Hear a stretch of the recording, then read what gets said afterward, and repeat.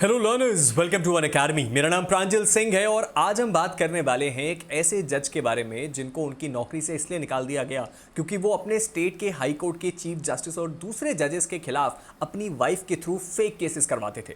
चलिए समझते हैं आज के इस पूरे केस को और देखने की कोशिश करते हैं कि एक्चुअल में ये चीज़ हुई क्यों, कैसे हुई और इस चीज़ के बारे में पता कैसे लगा।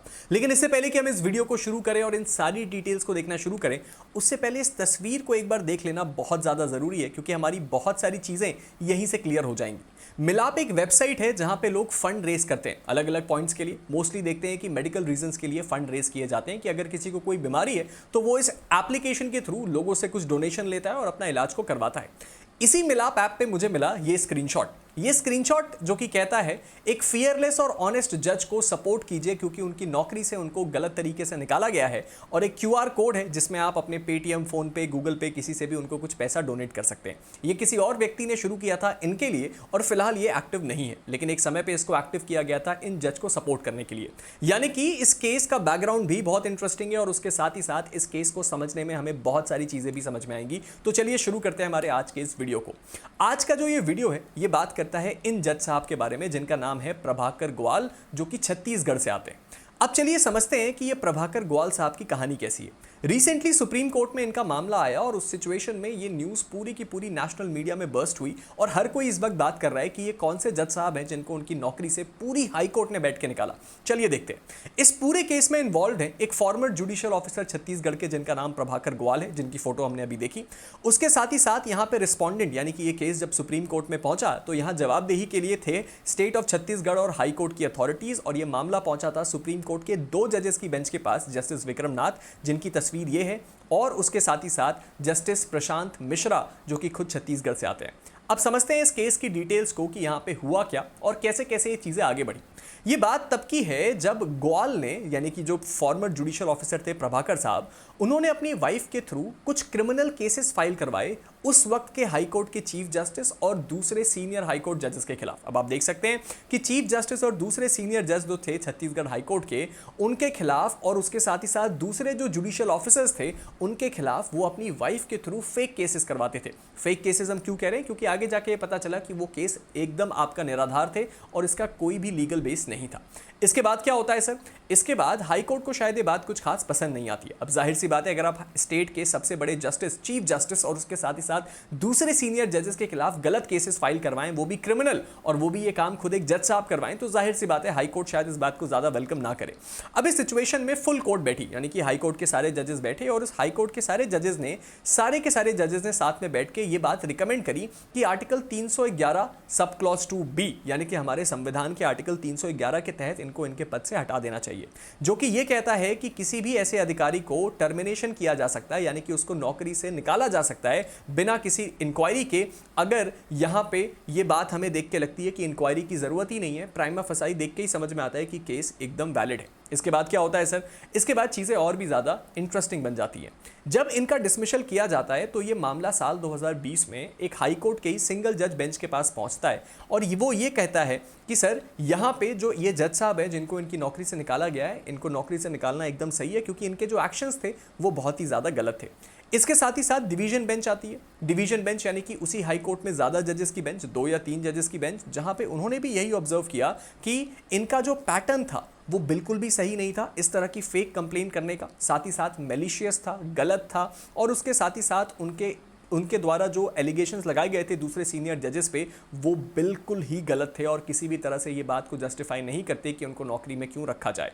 और एक लाइन को लिखा गया उस पूरे के पूरे फैसले में, वो था कि ये जुडिशियल सर्विस के लिए फिट नहीं है। इसके बाद क्या होता है सर? इसके बाद ये मामला अल्टीमेटली पहुंचता है सुप्रीम कोर्ट। सुप्रीम कोर्ट में जब ये मामला पहुंचता है तो सुप्रीम कोर्ट इस मैटर पे इंटरवीन करती है, लेकिन ग्वाल साहब को शायद ये एक्सपेक्टेड था कि सुप्रीम कोर्ट यहाँ पे आके ये बोलेगी कि नहीं, ग्वाल साहब की गलती नहीं है। लेकिन यहाँ पे सुप्रीम कोर्ट ने भी यही बोला कि उनका जो बिहेवियर है वो ये दिखाता है कि वो इस जजशिप तो क्या किसी भी गवर्नमेंट सर्विस को बिलोंग नहीं करते, उनको कोई भी सरकारी नौकरी नहीं मिलना चाहिए, जुडिशियल सर्विस तो बहुत दूर की बात है। और साथ ही साथ उन्होंने ये भी चैलेंज किया था कि आर्टिकल 311 सब क्लॉज 2 यानी कि उस आर्टिकल के आधार पे जिस पे इनको निकाला गया था उसका इस्तेमाल करना गलत है। ये बात ग्वाल साहब की अपील थी सुप्रीम कोर्ट में, लेकिन सुप्रीम कोर्ट ने बोला कि जी नहीं, इस आर्टिकल 311 को इस्तेमाल करना पूरी तरीके से जस्टिफाइड है। इसके बाद क्या होता है सर, ग्वाल साहब के कुछ आर्ग्यूमेंट्स आते हैं। अब ये जो फॉर्मर जज साहब थे उन्होंने ये बोला कि हाई कोर्ट में वो जो सिंगल जज थे जिन्होंने मेरी अपील को डिसमिस किया था वो उस फुल बेंच का हिस्सा थे, यानी कि जब पूरी हाई कोर्ट की बेंच बैठी थी तो वो उसका हिस्सा थे। तो आइडियली वो अपने ही फैसले को अपील में कैसे सुन सकते हैं, इसीलिए ये एक बायस है और ये चीज़ गलत है। साथ ही साथ ये बोला गया कि उनके खिलाफ कोई प्रॉपर इंक्वायरी भी नहीं करी गई, और अगर एक इंक्वायरी नहीं करी गई तो ये बात कैसे तय करी जाए कि उनकी गलती है भी या नहीं।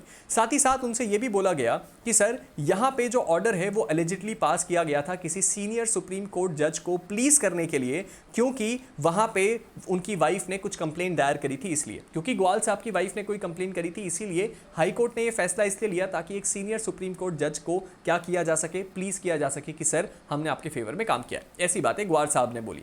लेकिन इसके साथ ही साथ हमें यह बात देखनी पड़ेगी कि जो डिवीजन बेंच है और सुप्रीम कोर्ट है उन्होंने इन सारे के सारे क्लेम्स को रिजेक्ट किया और बोला कि उनका डिसमिशल कंप्लीटली वैलिड है। और सुप्रीम कोर्ट का फाइनल रिमार्क जो कि हर एक चैनल पे, हर एक ब्लॉग पे और हर एक सोशल मीडिया के पोस्ट में हाईलाइट बना, वो था ये: the petitioner did not deserve to be in any government service much less than judicial service. ये जो ग्वाल साहब हैं, ये जो पिटिशनर हैं, इनको जुडिशियल सर्विस तो बहुत दूर की बात है, कोई भी सरकारी नौकरी नहीं मिलना चाहिए जिस तरह की हरकत इन्होंने करी है। और इस तरह से इनके पास जो भी लीगल अपॉर्चुनिटीज़ थी वो सारी की सारी एंड हो चुकी हैं। अल्टीमेट जो रेमेडी थी सुप्रीम कोर्ट, वहाँ से भी इनको रिलीफ नहीं मिला है और इनके डिसमिशल को वैलिड प्रूफ किया गया है। अब ये जो पर्टिकुलर सिचुएशन है जहाँ पे प्रभाकर ग्वाल साहब ने इस तरह की फेक कंप्लेन क्यों करी या इसके पीछे कोई और वजह थी, क्या उस समय का बैकग्राउंड था, इसके बारे में मैं बहुत जल्द ही एक पार्ट 2 वीडियो बनाऊंगा जिसमें मैं डिटेल में आपको बताऊंगा कि एक्चुअल में इन्होंने कौन कौन सी कंप्लेन करी, किसके खिलाफ करी और क्या क्या चीज़ों को एक्सप्लोर किया गया।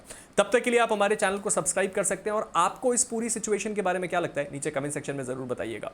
इससे पहले कि आज के सेशन को हम एंड करें, 2 इंपॉर्टेंट बातें। अगर अभी तक आपने मेरे टेलीग्राम ग्रुप प्रांजल सिंह अनअकैडमी को फॉलो नहीं किया तो उसको फॉलो कर लीजिए। मुझसे जुड़ी हुई सारी अपडेट, सारी जानकारियां आपको इसी टेलीग्राम ग्रुप पे मिलती हैं। उसके साथ ही साथ अगर आप इस वक्त जुडिशियल सर्विसेज को ज्वाइन करना चाहते हैं, एपीओ की तैयारी करना चाहते हैं या किसी भी लॉ एग्जाम की तैयारी कर रहे हैं, तो अनअकैडमी इस वक्त आपको शिक्षा महोत्सव दे रहा है, यानी कि एक ऐसा ऑफर जो कि आपको हमारे जुडिशरी सब्सक्रिप्शंस पे फ्लैट 60% ऑफ दे रहा है, जो कि आपको मेरे कोड PS इस्तेमाल करने के बाद मिलता है। और साथ ही साथ डबल वैलिडिटी, यानी कि 12 महीने का कोर्स लेने पे 12 महीने फ्री, 18 महीने का कोर्स लेने पे 18 महीने फ्री। ये एक ऐसी अपॉर्चुनिटी है जिसको आप मिस नहीं कर सकते और ध्यान रखिएगा कि ये ऑफर आज रात ही एंड हो रहा है।